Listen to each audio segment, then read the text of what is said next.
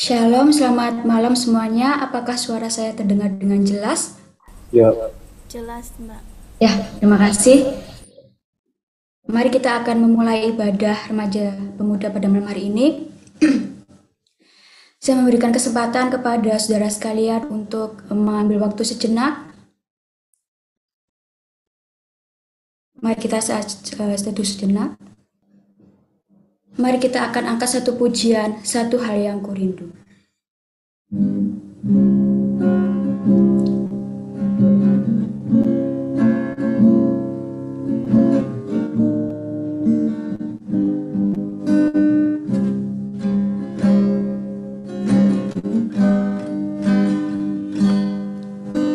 Satu hal yang kurindu, berdiam di dalam rumahmu. Satu hal yang kupinta, menikmati baik-Mu Tuhan. Kita pujikan dari awal. Satu hal yang kurindu, berdiam di dalam rumahmu. Satu hal yang kupinta, menikmati baik-Mu Tuhan. Lebih baik satu hari di pelataran-Mu daripada 1000 hari di tempat lain. Memuji-Mu, menyembah-Mu, Kau Allah yang hidup, dan menikmati semua kemurahan-Mu. Lebih baik, lebih baik satu hari di pelataran-Mu daripada 1000 hari di tempat lain. Memuji-Mu, menyembah-Mu, Kau Allah yang hidup, dan menikmati semua kemurahan-Mu,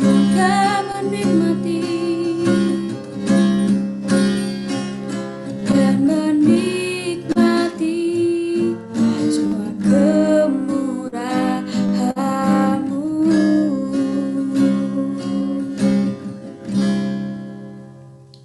Mari kita berdoa.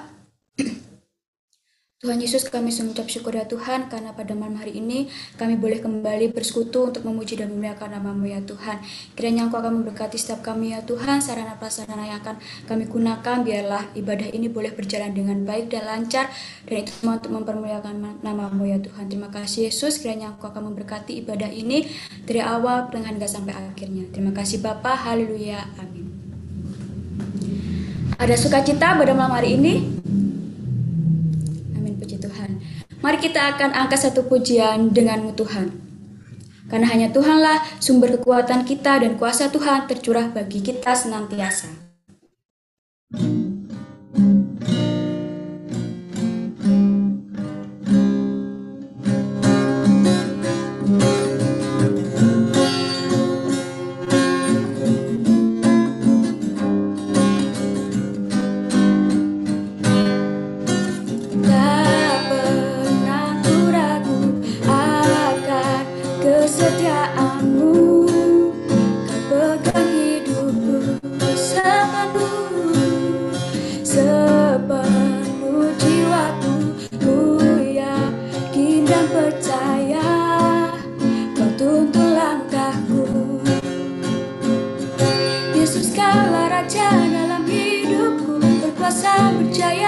selamanya. Hanya Kau Tuhan, sumber kekuatan, kuasa-Mu tercurah bagiku senantiasa. Berkat-Mu Tuhan, bukan berjalan dari kemuliaan sampai kemuliaan selamanya. Kita pujikan sekali lagi. Tak pernah ku ragu akan kesetiaan-Mu, Kau pegang hidupku sepenuh jiwaku, sepenuh jiwaku. Ku yakin dan percaya Kau tuntun langkahku. Yesus Kaulah Raja, Yesus Kaulah Raja dalam hidupku, berkuasa percaya untuk selamanya. Hanya Kau Tuhan, sumber kekuatan, kuasa-Mu tercurah bagiku senantiasa. Berkat-Mu Tuhan, bukan berjalan dari kemuliaan sampai kemuliaan selamanya. Kita pujikan sekali lagi, tak pernah ku ragu. Tak pernah ku ragu akan kesetiaan-Mu, Kau pegang hidupku sepenuh jiwaku. Ku yakin dan percaya Kau tuntun langkahku.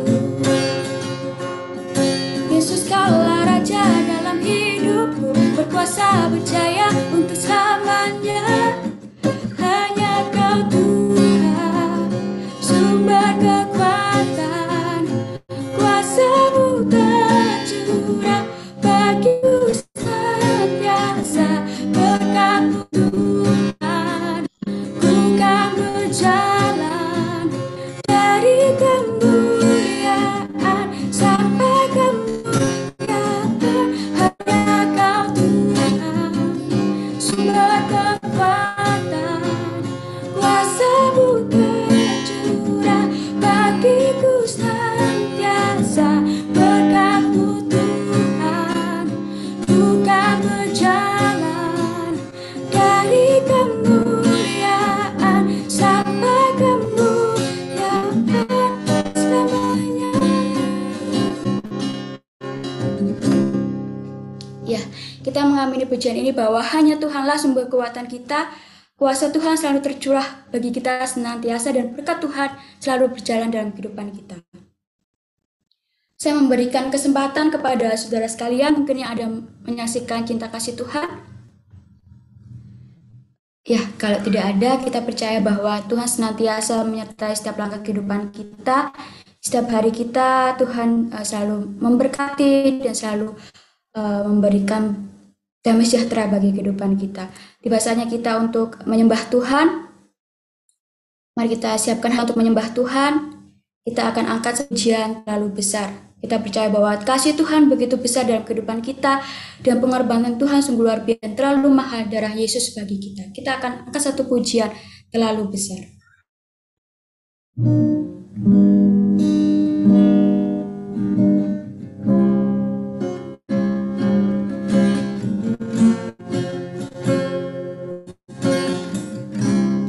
Telah kulihat di kasih-Mu, telah kulihat bukti kasih-Mu, Kau menderita gantikanku dengan darah-Mu, dengan darah-Mu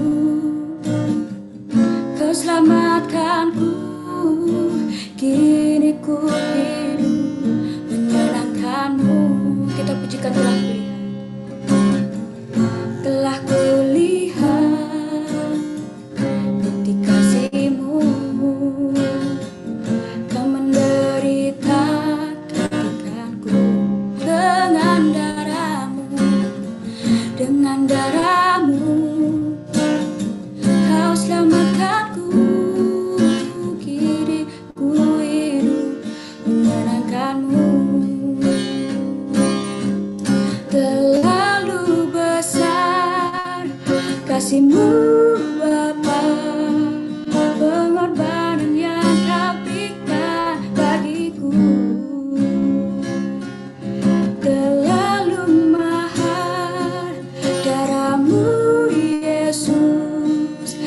tercurah untuk menebus hidupku.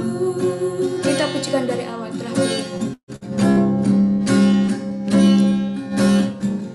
Telah kulihat bukti kasih-Mu,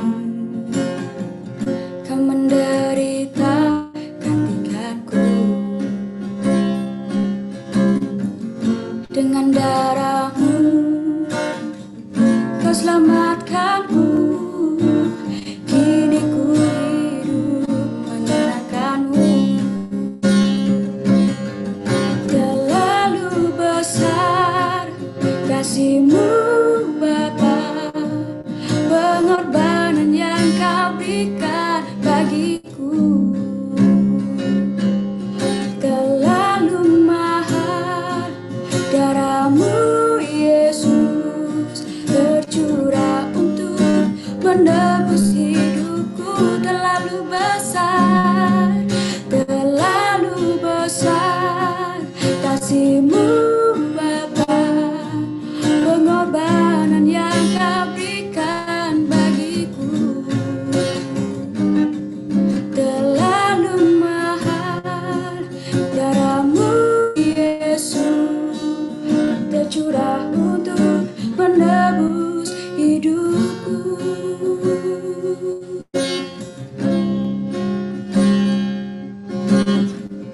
Saya memberikan kesempatan kepada saudara sekalian untuk menyembah Tuhan, bahwa terlalu besar kasih Tuhan kepada kita, pengorbanan yang luar biasa yang telah Tuhan berikan kepada kita. Kasih Tuhan begitu besar, begitu luar biasa dalam setiap langkah kehidupan kita. Mari kita menyembah Tuhan. Kita naikkan syukur kita. Kita bersyukur kepada Tuhan atas kasih-Nya yang begitu besar kepada kita.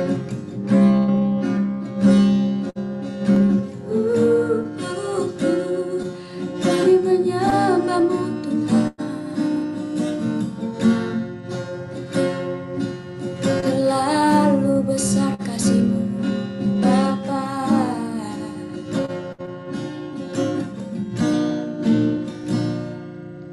Kami bersyukur Tuhan. Kami bersyukur Tuhan.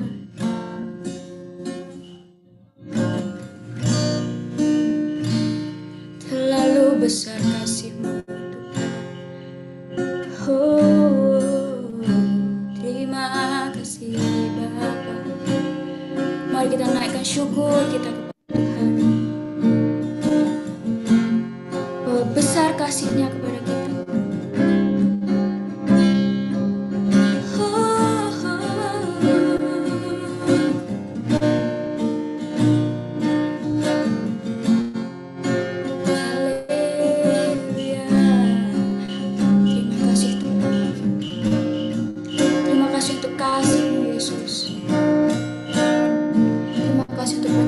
Yang luar biasa Bapa.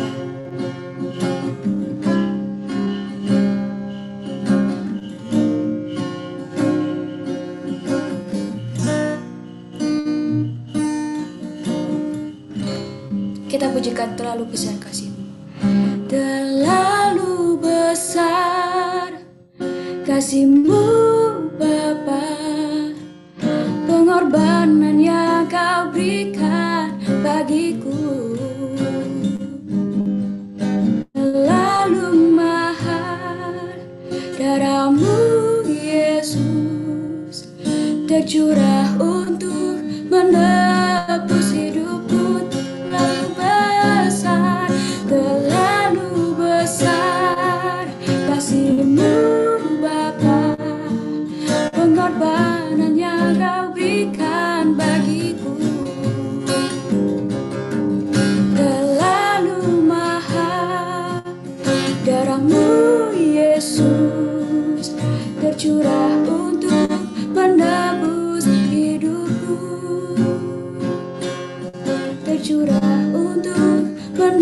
menebus hidupku, tercurah untuk menebus hidupku.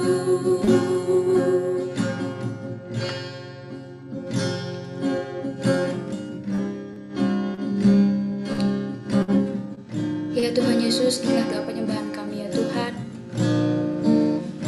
Kami bersyukur ya Bapa, karena Engkau Allah yang baik. Kasih-Mu begitu besar atas kami ya Tuhan. Kami mau selalu bersyukur ya Tuhan, untuk penyertaan-Mu, untuk kasih-Mu yang luar biasa ya Bapa. Ajarkan kami untuk selalu bersyukur Yesus.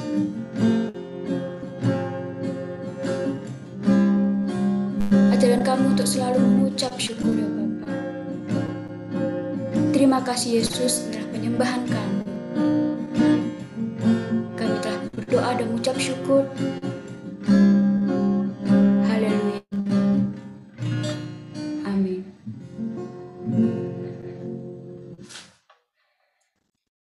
Tiba saatnya kita akan mendengarkan firman Tuhan. Kita siapkan hati kita untuk mendengarkan firman Tuhan. Sebelumnya kita akan angkat satu pujian, Ku Siapkan Hatiku Tuhan.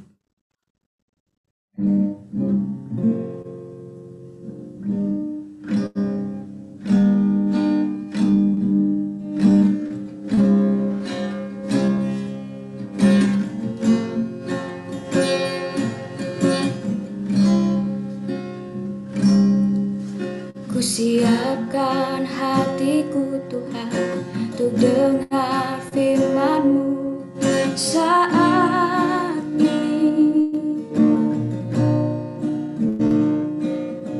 Ku sujud menyembah-Mu Tuhan, masuk hadirat-Mu saat ini. Curahkan urapan-Mu Tuhan bagi jemaat-Mu saat ini. Ku siapkan hatiku Tuhan, untuk dengar firman-Mu. Firman-Mu Tuhan, tiada berubah.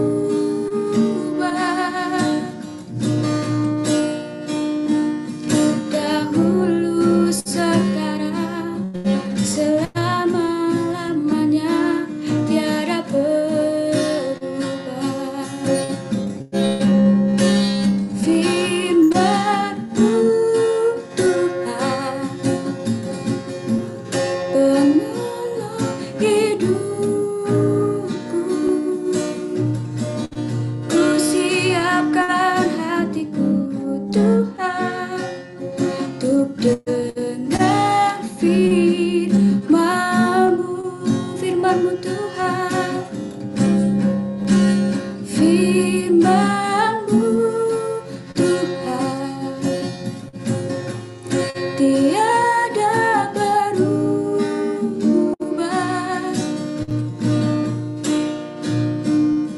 Dahulu, sekarang, selama-lamanya, tiada berubah.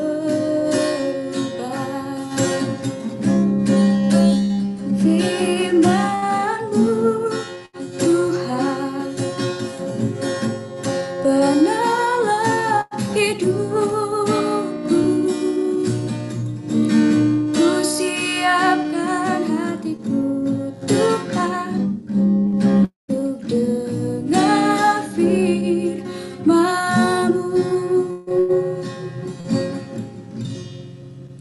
Untuk doa firman Tuhan saya serahkan kepada hamba-Nya. Terima kasih. Mari kita akan berdoa. Kami mengucap syukur Tuhan untuk saat ini kami boleh berkumpul bersama dan akan belajar akan firman Tuhan. Biarlah Tuhan sendiri yang akan mengurapi, menguduskan setiap kami, supaya pemberitaan firman Tuhan boleh menjadi berkat di dalam kehidupan kami. Terima kasih Bapa, kami bersyukur Dan kami serahkan pemberitaan firman Tuhan pada malam hari ini di dalam satu nama Tuhan kami Yesus Kristus. Haleluya. Amin. Ya, salam saudara sekalian. Ada sukacita hari ini? Amin. Amin. Puji Tuhan. Ya. Hari ini kita akan belajar satu bagian firman Tuhan yang akan kita ambil dari surat Yohanes, Injil Yohanes, pasal 15 ayat 12 sampai ayat yang ke-17. Injil Yohanes, ya, Injil Yohanes pasal 15 ayat 12 sampai ayat yang ke-17.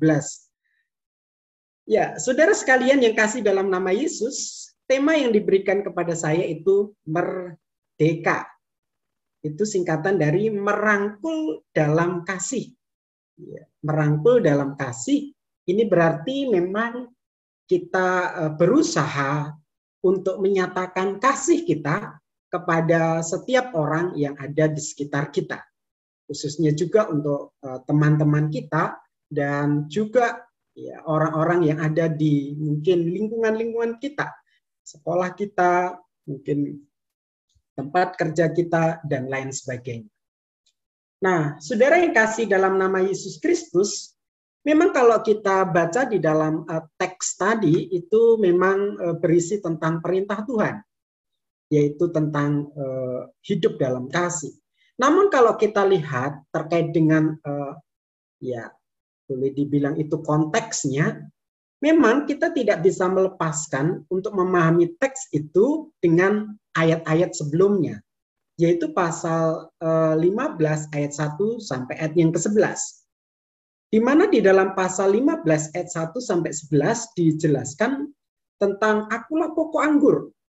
Ya.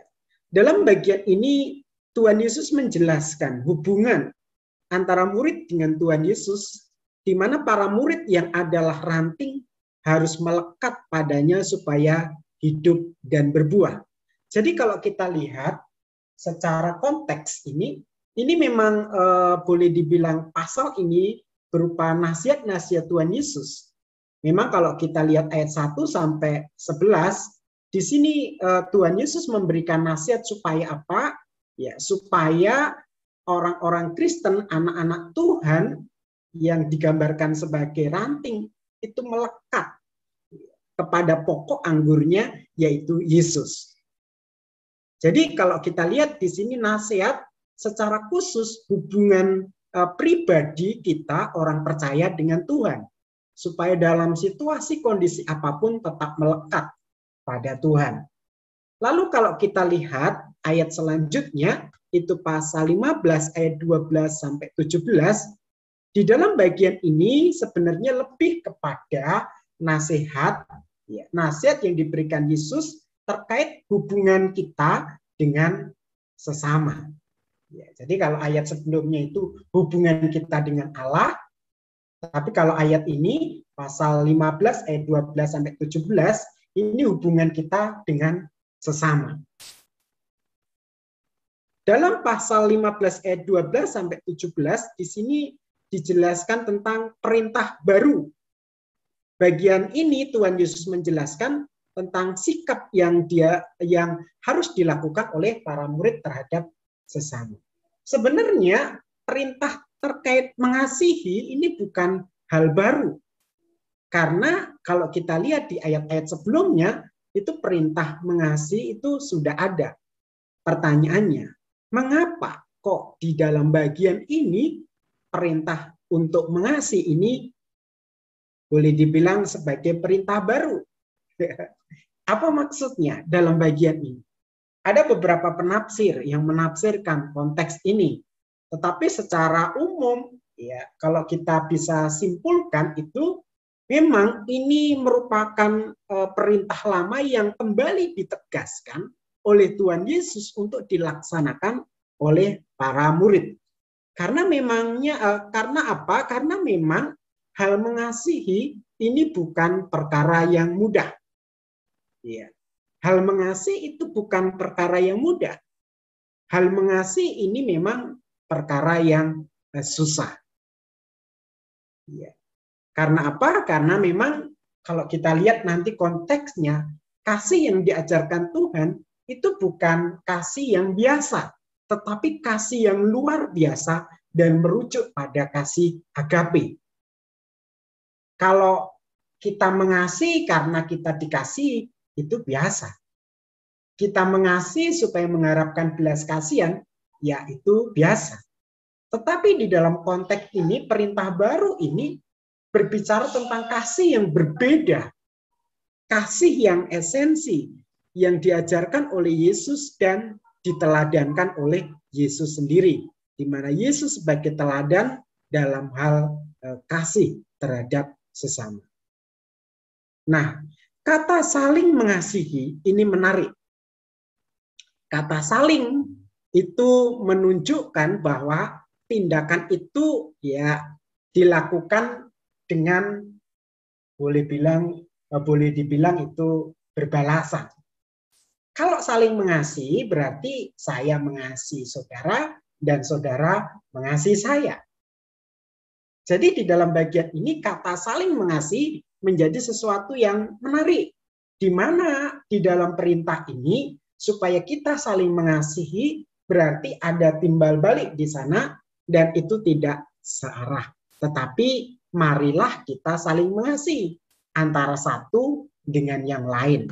Memang kita tahu kalau kita gambarkan dalam hakikat gereja, kita itu adalah satu tubuh Kristus.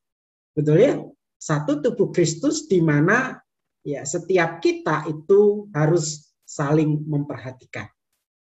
Karena apa? Karena mata tidak bisa bilang sama tangan, saya tidak membutuhkan engkau.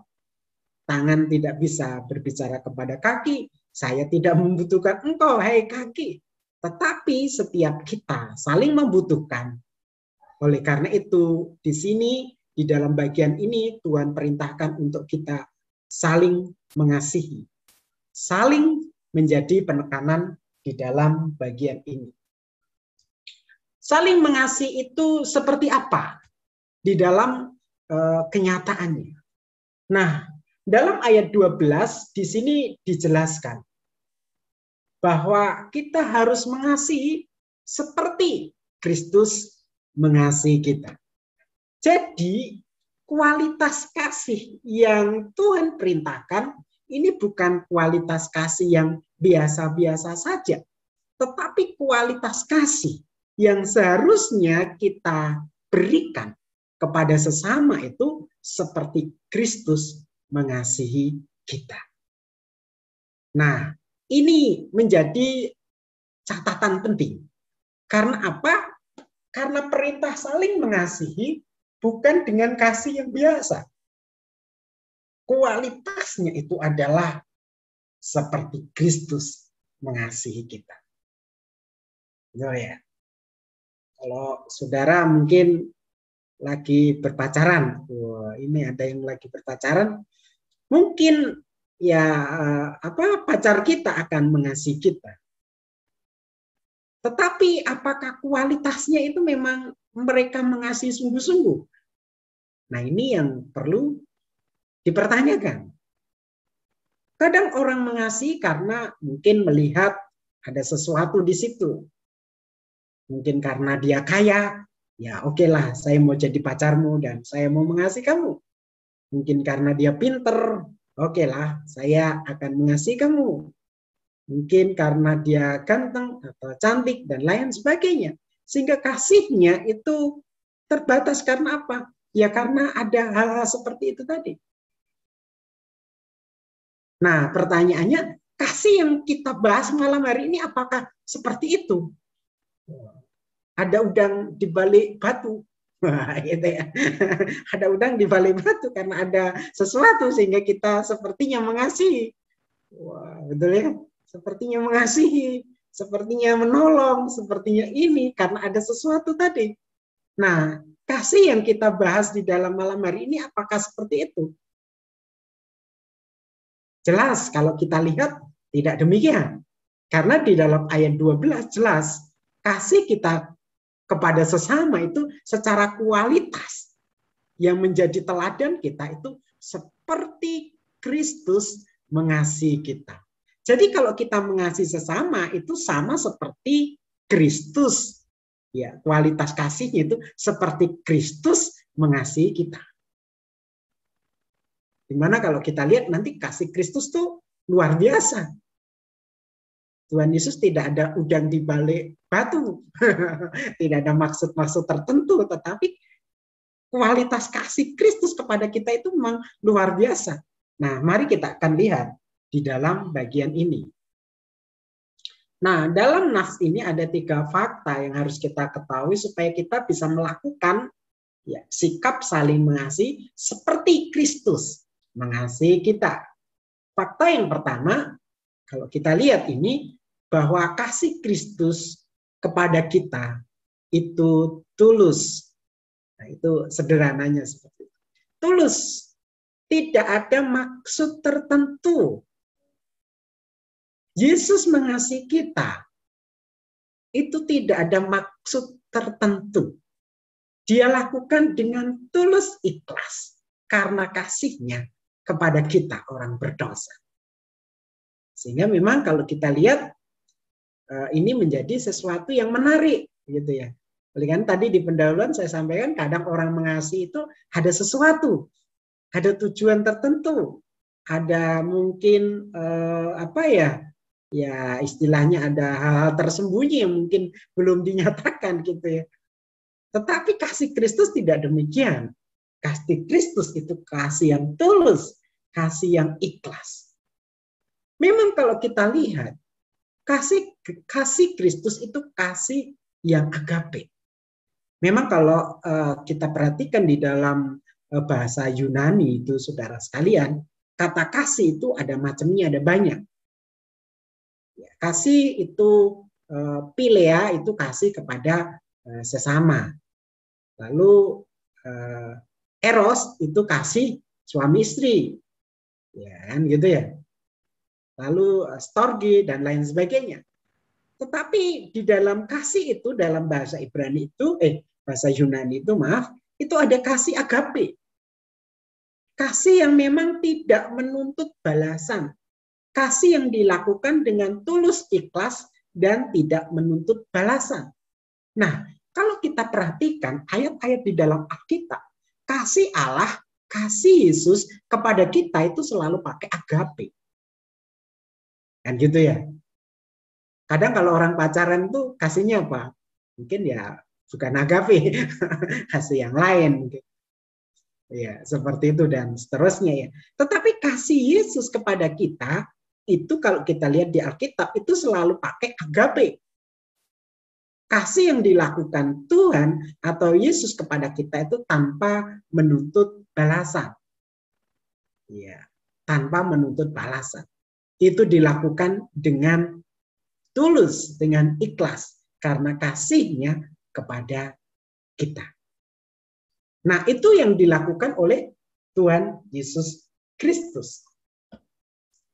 Memang kita tahu siapa Yesus, Tuhan Yesus. Dia adalah Allah kan. Karena kasihnya kepada kita, dia rela turun ke dunia.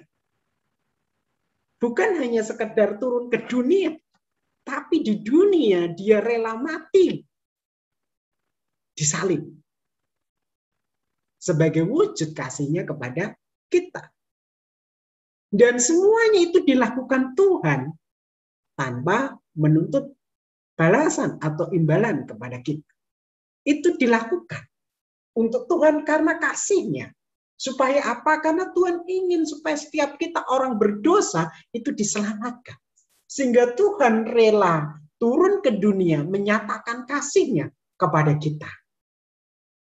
Dengan, kalau bahasa manusianya ikhlas, tulus, tanpa ada tujuan atau maksud tertentu. Tetapi dilakukan dengan tulus karena apa? Karena memang Yesus sungguh mengasihi kita orang berdosa. Oleh karena itu kalau kita lihat memang semuanya dilakukan dengan luar biasa. Ini tidak mudah. Ya kan? Betul kan? Kalau saudara mungkin orang kaya lalu jadi miskin, itu tidak mudah. Tuhan yang adalah Allah yang luar biasa, karena kasihnya rela menjadi manusia di dalam keterbatasan manusia, bahkan mengalami siksaan, ya kan? Mengalami situasi yang sulit, menderita luar biasa karena kasihnya untuk kita semua. Dan semua dilakukan tanpa menuntut balasan dari kita orang berdosa. Nah, saudara yang kasih dalam nama Yesus Kristus, memang kalau kita aplikasikan di dalam kehidupan kita, inilah yang Tuhan perintahkan untuk kita. Supaya kita mengasihi dengan tulus dalam konteks ini. Di mana perintah baru yang diberikan Tuhan jelas. Kasihilah sesamamu manusia seperti siapa? Yesus atau Tuhan Yesus mengasihi kepada kita. Berarti untuk poin pertama, kalau kita bisa aplikasikan, diterapkan dalam kehidupan kita, ya kita harus mengasihi sesama seperti Tuhan Yesus mengasihi kita. Berarti kita harus mengasihi sesama dengan tulus, ikhlas, tanpa pamrih. Ya, ini sebagai wujud kasih kita kepada sesama. Tanpa mengharapkan balasan. Kadang orang, saya mengasihi dia supaya dia mengasihi saya. Kan begitu ya. Tetapi dalam bagian ini jelas dalam perintah baru ini bahwa kita mengasihi tanpa menuntut balasan. Nah, ini yang pertama. Mengasihi tanpa menuntut balasan. Kasih yang tulus, kasih yang agape. Itu fakta atau kebenaran pertama. Lalu yang kedua, kalau kita lihat, nah ini contohnya, sorry. Ini, ada contohnya ya. Kayak orang Samaria yang baik hati. Nah ini saya ambil contoh ya. Jadi pada waktu itu ada seorang yang boleh dibilang itu dirampok. Itu dalam perjalanan dari Yeriko ke Yerusalem. Itu dari kota ke kota. Di tengah jalan ini orang Samaria. Orang Samaria ini dikenal sebagai orang kafir oleh orang Yahudi ya. Orang yang tidak percaya Tuhan. Orang yang tidak mengenal Tuhan. Jadi orang Samaria itu pada saat dari Yeriko ke Yerusalem di tengah jalan. Dia ketemu sama orang yang dianiaya tadi. Memang sebelum orang Samaria lewat, ini ada imam yang lewat, melihat orang yang dianiaya atau dirampok tadi, dibiarkan, ada ya imam, dan seterusnya. Lalu turunlah orang Samaria. Pada saat orang Samaria melihat orang yang dirampok tadi, wah ini seharusnya saya kasih gambar ini ya. Supaya jelas ya. Tapi kayaknya nggak ada gambarnya ini. Saya sebenarnya ada sih gambarnya. Nah ini pada saat orang Samaria ini melihat nih ada orang yang dirampok, dia ya boleh dibilang dengan sangat rendah hati turun dari keledainya merawat orang itu. Ini orang nggak dikenal ini, orang yang nggak dikenal, dirawatnya, dikasihlah obat, lalu ditaruh di keledainya, lalu dibawa ke penginapan. Lalu dia bilang sama petugas atau penjaga penginapan, ini saya kasih uang, mungkin bahasa saya, tak kasih uang untuk merawat orang ini. Kalau nanti kurang uangnya, kalau aku pas lewat ke sini tak tambahin, tak kasih lagi. Coba bayangkan ini orang yang begitu baik, begitu luar biasa kebaikannya. Dia sangat mengasihi orang yang tidak dia kenal. Betul ya? Dia luar biasa berkorban. Apakah dia punya maksud? Saya rasa enggak, karena di cerita itu enggak dijelaskan. Supaya nanti dapat sesuatu dari orang yang enggak. Dia lakukan dengan kasih, dengan tulus. Ya kan? Dengan murah hati. Dan dia lakukan semuanya itu dengan sempurna dalam tanda kutip, karena memang dirawat sampai sembuh kan, dan dia tidak berharap apa-apa dari orang yang dirampok tadi. Nah, dari cerita ini memang ini menunjukkan sebuah kasih yang luar biasa. Betul ya? Kasih yang luar biasa. Kasih seperti Kristus mengasihi kita orang berdosa tanpa menuntut suatu imbalan. Lalu yang kedua memang kasih Yesus kepada kita itu selain tulus ikhlas tanpa imbalan, yang kedua memang kasih yang rela berkorban. Ayat 13 di sini dikatakan, tidak ada kasih yang lebih besar daripada kasih seorang yang memberi nyawanya untuk sahabat-sahabatnya. Ya. Dalam ayat ini Tuhan Yesus mengajarkan kasih sejati, kasih yang rela berkorban, dan wujudnya itu dengan memberikan nyawanya bagi sahabat-sahabat. Kenapa kok enggak nyawanya bagi keluarganya, ibunya, bapaknya, gitu ya? Tapi kenapa kok sahabat? Memang beberapa tafsiran terkait dengan bagian ini ya memang kalau sahabat itu bukan darah dan daging kan begitu ya. Orang lain, teman kan begitu kan. Dia bukan keluarga dari kita secara keluarga dalam kan. Karena bukan bapak, ibu atau anak atau adik bukan. Tapi ini sahabat, itu merujuk pada teman. Nah, di dalam bagian ini jelas tidak ada kasih yang lebih besar daripada kasih seorang yang memberikan nyawanya untuk sahabat-sahabatnya, untuk temannya. Ini pengorbanan yang menurut saya luar biasa. Untuk orang lain, orang bisa memberikan hartanya, waktunya, tenaganya. Tapi kasih yang sejati, yang Kristus teladankan memberikan nyawanya. Luar biasa ya, nyawa. Hidupnya. Mungkin saudara bisa ya sama teman, ya mari kita makan bakso lah gitu ya. Makan bakso bersama atau ya kita makan apalah ke mall bersama. Saya lihat kan begitu banyak ya dengan teman-teman kita, dengan sahabat kita. Lalu mungkin belanja bersama kan begitu ya. Ya mungkin sebatas itu. Lalu juga membantu dan lain sebagainya. Yaitu sudah biasa. Tetapi di sini sesuatu yang luar biasa adalah memberikan nyawanya, hidupnya, nyawanya untuk sahabat. Ini pengorbanan yang menurut saya luar biasa untuk sahabat kita. Karena apa? Berbicara nyawa itu berbicara tentang seluruh totalitas hidupnya. Kalau dia menyerahkan nyawanya berarti dia menyerahkan seluruh hidupnya. Kan seperti itu. Dan saya rasa ini pengorbanan yang luar biasa. Nah, saudara kasih dalam nama Yesus, jelas Tuhan Yesus melakukan semuanya itu. Bukan sekedar teori kan gitu ya. Tapi Tuhan Yesus nyata.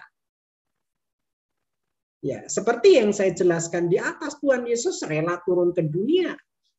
Menanggung derita, siksa, dianiaya, dicambuk, disalibkan, bahkan sampai mati ya. Di atas kayu salib untuk siapa? Ya untuk kita orang-orang berdosa. Ini pengorbanan yang luar biasa. Menyerahkan nyawanya bagi kita orang-orang yang berdosa. Ini pengorbanan yang luar biasa. Nah, saudara yang kasih dalam nama Yesus, kalau kita lihat di dalam implikasinya, penerapannya, wah ini memang berat ya. Kalau diterapkan memang berat. Tetapi secara kualitas kasih, inilah yang Tuhan inginkan. Jadi dalam perintah baru ini bukan sekedar kasih biasa yang kita bisa tunjukkan, yang kita bisa nyatakan kepada orang-orang di sekitar kita. Tetapi kasih yang memang seperti kasih Kristus kepada kita. Yang pertama tadi ya, tulus, ikhlas, tanpa pamrih. Yang kedua, kasih Kristus kan luar biasa. Kasih yang disertai dengan pengorbanan. Menyerahkan nyawanya untuk kita. Nah itu yang kedua. Yang terakhir, yaitu kasih yang nyata dalam perbuatan.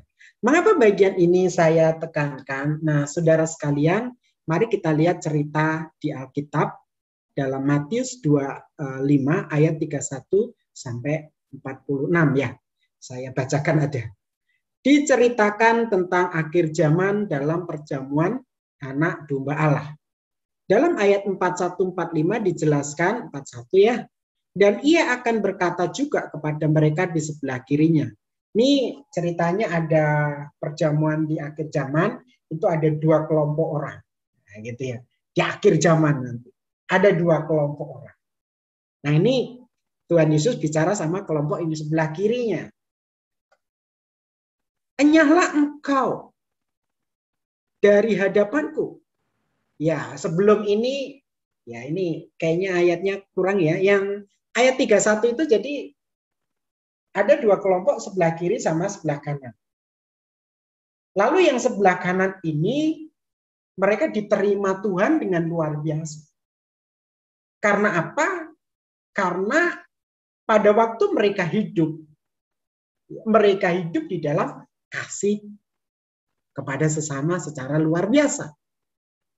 Lalu yang sebelah kiri, nah ini ayat ini, sebenarnya mereka tidak diterima. Bahkan Tuhan katakan, nyala dari hadapanku. Nah, kenapa kok Tuhan sampai berbicara, nyala dari hadapanku? Hai kamu orang-orang terkutuk, nyahlah ke dalam api yang kekal yang telah disediakan untuk iblis dan malaikat-malaikat. Mengapa Tuhan berkata demikian kepada orang-orang di sebelah kirinya? Berkata, nyahlah engkau, terkutuklah engkau, masuklah ke dalam api perapian yang kekal. Sebab, nah ini kata sebab ini kan sebab akibat kan ya alasannya. Kenapa Tuhan berkata demikian? Sebab ketika aku lapar, kamu tidak memberi makan. Ketika aku haus, kamu tidak memberi aku minum. Ingat ya, ini ada kata kamu kecil, akunya besar. Ini berarti kan aku Tuhan kan ya. Mengapa orang-orang itu dinyahkan? Ya, sebab, nah ini ya, ketika aku lapar, Tuhan lapar, kamu tidak memberi aku makan. Ketika aku haus, kamu tidak memberi aku minum. Ketika aku orang asing, kamu tidak memberi aku tumpangan. Ketika aku telanjang, kamu tidak memberi aku pakaian. Ketika aku sakit dalam penjara, kamu tidak melawat aku. Lalu mereka, ini orang-orang yang sebelah kiri tadi, menjawab menjawab Tuhan, katanya, Tuhan, bila manakah kami melihat engkau lapar atau haus, atau sebagai orang asing, atau telanjang, atau sakit, atau dalam penjara, dan kami tidak melayani engkau. Mereka protes kan, kapan Tuhan aku melihat engkau seperti itu? Lalu jawab Tuhan apa? Ayat 45. Maka ia akan menjawab mereka. Aku berkata kepadamu, sesungguhnya segala sesuatu yang tidak kamu lakukan untuk salah seorang dari yang paling hina ini, kamu tidak melakukannya juga untuk aku. Ini artinya di dalam bagian ini jelas bahwa kasih itu harus nyata di dalam sikap dan tindakan. Sesungguhnya segala sesuatu yang tidak kamu lakukan untuk salah seorang yang paling hina ini. Ini menunjukkan bahwa dalam konteks ini, mengapa mereka itu dinyahkan? Karena mereka tidak menunjukkan kasihnya kepada orang-orang di sekitarnya dalam konteks ini yang mengalami situasi-situasi sulit seperti itu tadi. Ya, memang ini bukan berbicara masalah keselamatan, tetapi di dalam konteks ini memang konteks yang lain ya. Tetapi ini berbicara tentang ya itulah fakta tentang kasih. Bahwa kasih kita itu harus diwujud nyatakan. Ya, di dalam perbuatan. Orang bisa berkata mengasihi, bahkan ada lagu yang liriknya aku mengasihi, tetapi banyak juga bahwa kasih itu hanya di bibir dan tidak diwujud nyatakan di dalam perbuatan. Ngerti maksudnya ya? Kadang orang hanya di bibir kasih, tapi kenyataannya enggak dikasih. Ya, seperti itu. Jadi saudara sekalian, ini menjadi begitu menarik. Kalau kita berkata kepada orang tua kita, saya mengasihi orang tua, tunjukkan itu. Bukan hanya dikatakan saja. Perlu adanya sebuah bukti. Betul ya? Nah, ini yang menarik. Perlu adanya sebuah bukti sebagai wujud bahwa kita memang mengasihi. Dengan apa? Ya tadi, ada pengorbanan, ya kan? Ada sesuatu yang dilakukan sebagai wujud kasih kita kepada orang tua kita atau mungkin juga terhadap sesama. Ya. Jadi saudara sekalian, dalam bagian ini Tuhan Yesus menekankan bahwa kasih itu harus nyata dalam sikap dan perbuatan. Dalam ayat 16 jelas bahwa kita harus berbuah, dan buah pertama dari buah roh kita adalah kasih. Betul ya? Kalau saudara lihat ayat ayat 16 kan, bahwa kita harus berbuah. Dan buah roh, kalau saudara lihat Galatia, itu jelas sekali. Buah pertama adalah kasih. Dan kasih itu sudah nyata dalam diri Yesus. Dan kasih itu juga harus nyata dalam sikap dan perbuatan kita. Nah, ini menjadi sesuatu hal yang penting. Sebagai implikasi di dalam penerapannya, nah sekarang merangkul dalam kasih. Ya kan? Merdeka kan? Merangkul dalam kasih. Nah, sekarang praktekkan. Gitu. Apa yang akan saudara lakukan dalam hal merangkul dalam kasih? Dan saudara harus lakukan dengan tulus dan penuh pengorbanan. Poin 1 dan 2 kan? Dan itu harus nyata. Nah, gimana caranya? Ya saya tidak tahu persisnya. Apa yang saudara bisa lakukan? Misalnya, untuk teman-teman kita yang satu ini ya, remaja pemuda di GSW Berea ya. Ya. Mungkin saudara bisa merangkul mereka dalam kasih. Kalau saudara mengasihi, ya caranya gimana? Nah, inilah yang memang mungkin perlu atau sekali-kali bisa kirim ayat yang menguatkan, bisa bertanya kondisinya, kan begitu ya? Bisa bertanya keadaannya. Ya minimal itu sebagai wujud kasih kan. Mungkin kita bisa menolong dalam sesuatu yang kita bisa tolong dan lain sebagainya. Itu sebagai perwujudan penerapan dari kasih. Memang ya poin 1 jelas, lakukan dengan tulus, ikhlas. Poin 2 jelas, lakukan dengan sukarela dan penuh pengorbanan. Pengorbanan kan yang poin yang kedua, lakukan dengan rela untuk berkorban. Apa yang saudara bisa lakukan? Nah, ini menjadi sesuatu hal yang mungkin perlu dipikirkan dan itu harus nyata. Jangan sampai kita hanya berkata, oh ya saya mengasihi, oh ya saya mengasihi, saya mengasihi teman-teman segereja, teman-teman pemuda, tapi nggak ada actionnya. Itu kan juga ini kan. Nah kalau saudara mengasihi, lakukan apa wujud dari konkret dari kasih itu apa? Wujud dari konkret dari kasih yang tulus dan rela berkorban itu apa? Nah ini yang mungkin perlu dipikirkan. Mungkin kalau di tempat kerja ya, apa yang saudara bisa nyatakan atau konkretkan sebagai wujud kasih saudara, seperti yang dilakukan Tuhan Yesus. Ya, saya rasa saudara mungkin ya, saudara sekalian bisa, mungkin di sekolah ya, Pak, sekarang wujud konkret kasihnya apa? Nah itu ya, yang dilakukan dengan tulus, yang dilakukan dengan rela berkorban. Kasih yang sejati adalah kasih yang diteladankan Yesus untuk kita semua. Tuhan Yesus ingin kualitas kasih ya kita kepada sesama itu seperti kualitas kasih Yesus pada kita. Di mana ya kasih yang dilakukan Yesus itu kasih yang agape, tulus tanpa pamrih, kasih yang rela berkorban, bahkan memberikan nyawanya dan itu harus diwujud nyata. Iya, kita mau kisum. Ya. Ada suara yang masuk, mungkin ini ya. Ya, jadi saudara sekalian, itu yang bisa saya sampaikan untuk malam hari ini. Biarlah setiap kita bisa mewujud nyatakan kasih, bukan hanya di perkataan saja, tetapi diwujud nyatakan di dalam sikap dan perbuatan. Dan dasarnya jelas, seperti kasih Kristus, di mana kasih Kristus itu ya kasih yang dilakukan dengan tulus, agape, dan kasih yang dilakukan dengan rela berkorban. Ya, saya rasa ini firman Tuhan yang perenungan firman yang saya bisa sampaikan untuk saudara sekalian. Untuk mengucap syukur untuk firman Tuhan, kami mohon kesediaan Mbak Mega ya untuk bersyukur untuk firman Tuhan pada malam hari ini.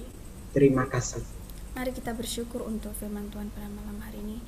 Bapa yang baik, kami sungguh bersyukur karena pada malam hari ini kami remaja pemuda GSPI Berea boleh terberkati melalui kebenaran firman-Mu yang boleh mengingatkan kami mengenai kasih. Secara manusia Tuhan kami tidak mampu, tapi pada malam hari ini kami diingatkan untuk kami boleh mengaplikasikan kehidupan kami, kehidupan kekristenan yang menjadi ciri khas kami dalam kasih kami kepada Engkau dan kepada sesama. Beri kami kekuatan ya Roh Kudus untuk kami terus melakukan dan menerapkan setiap kebenaran firman-Mu yang boleh kami dengarkan pada malam hari ini. Berkati juga Pak Suparman yang telah menjadi berkat untuk menyampaikan kebenaran firman Tuhan pada malam hari ini. Bila Tuhan terus pakai dalam pelayanan dan keluarganya. Hanya di dalam nama Tuhan Yesus kami bersyukur dan berdoa. Haleluya. Amin. Untuk doa penutup dan berkat saya serahkan kepada hambanya Pak Suparman. Terima kasih. Ya, mari kita akan berdoa. Bapa kami dalam surga, kami bersyukur Tuhan sudah pimpin untuk ibadah pemuda pada remaja pemuda pada malam hari ini. Kami bersyukur Tuhan sudah pimpin dari awal sampai akhir. Biarlah segala pujian, firman dan semuanya itu untuk kemuliaan nama Tuhan. Dan saat ini kami berdoa untuk teman-teman dari remaja pemuda yang tidak hadir, yang sakit, Tuhan jamah dan sembuhkan, yang mungkin mengalami pergumulan, biarlah Tuhan akan menolong. Doa juga untuk studinya, demikian juga untuk pekerjaan, biarlah Tuhan sendiri yang akan menolong supaya setiap kami bisa melalui semua hidup kami bersama dengan Tuhan dan kami boleh mendapat pertolongan-pertolongan daripada Tuhan. Terima kasih Bapa, kami bersyukur. Dan sebentar kami mau mengakhiri ibadah remaja pemuda pada malam hari ini. Dan biarlah kami meninggalkan ruangan Zoom ini dengan membawa sukacita dan damai sejahtera dari Allah Bapa dalam kasih Kristus penyertaan Roh Kudus menyertai kami hari ini sampai selama-lamanya. Amin.